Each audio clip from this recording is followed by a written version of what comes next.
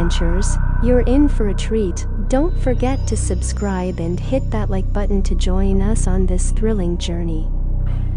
Let's start. Well, it all started when I was in school, and life was just ordinary. I had a brother, my parents, and we all lived together in a single house. Our neighbors were the type who liked to mind their own business, and I wasn't exactly the most popular kid in school. My circle of friends was small, and I found solace in my love for video games. In fact, I had my own room, which was like my personal sanctuary. My bed was the throne, and my gaming console the scepter. I even had a big window on the left side of my room and a door on the right. One night, after a family dinner and a movie, it was late, and I had the luxury of a holiday the next day. Naturally, I didn't feel like sleeping. I wanted to dive into a video game. Armed with snacks and a determination to conquer the virtual world, I ventured towards my room. My father had turned on the chiller, and its hum provided a comforting ambience, so I didn't need the fan. Everything seemed normal. I immersed myself in gaming, chomping on snacks, and time slipped by unnoticed. The room was bathed in the ethereal glow of the screen. It must have been around 4 a.m. when I was awakened from a light slumber. The room had an eerie darkness that felt suffocating. Everyone else was sound asleep, and an unexplainable sense of dread washed over me.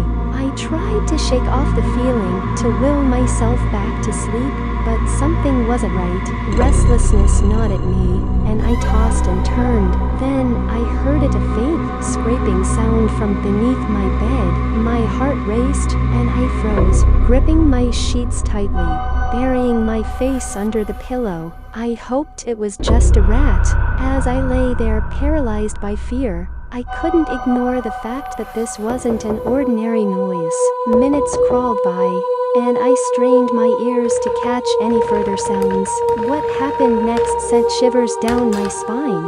The creak of my bedroom door echoed through the room, and heavy, deliberate footsteps drew closer, each step like a death knell. I dared not breathe as the intruder approached. Panic welled up within me, a tsunami of terror.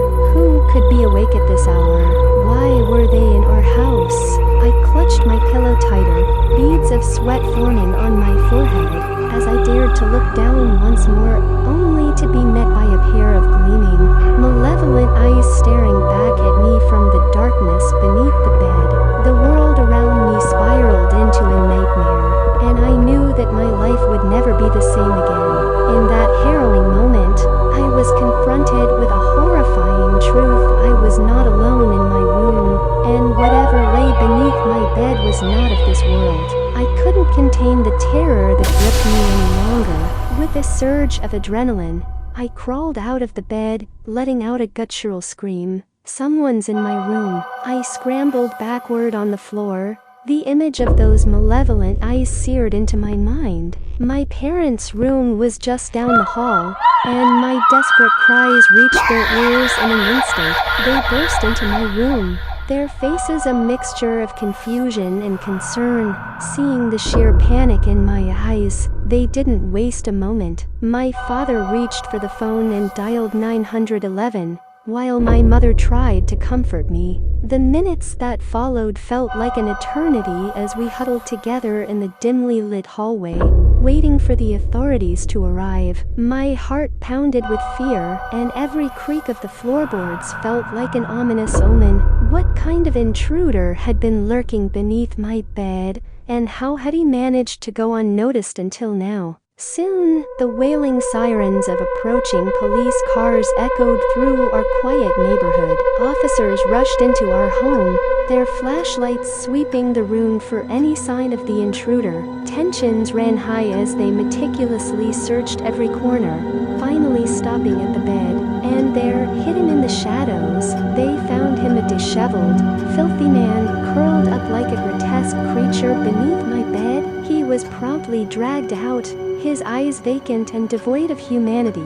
His clothes were tattered, and the stench of his presence was suffocating. As the officers led him away I couldn't help but shudder at the thought of what could have transpired if I hadn't woken up. The horror of that night would forever haunt my dreams, a chilling reminder that darkness can sometimes creep into the most unexpected places, even beneath the seemingly safe confines of a childhood sanctuary. After the unsettling discovery and the police had taken the intruder away, we felt a mixture of relief and revulsion. The immediate concern was our safety, so we quickly emptied the fridge of anything we suspected the intruder might have touched with his filthy hands.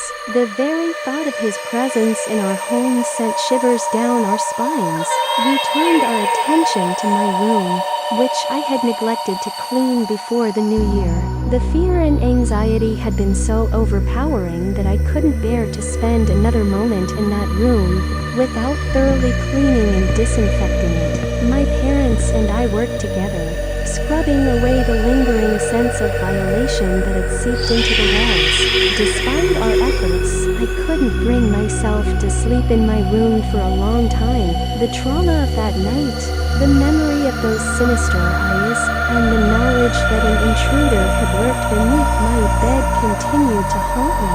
My once beloved haven had been irreparably tainted, and I couldn't shake the feeling of unease. For a while, I found solace in the presence of my parents. I slept in their room, seeking comfort in their proximity. As nightmares continued to torment my sleep, every creak of the house, every shadow in the night, sent my heart into a panicked frenzy. It was a season of darkness and vulnerability that seemed endless.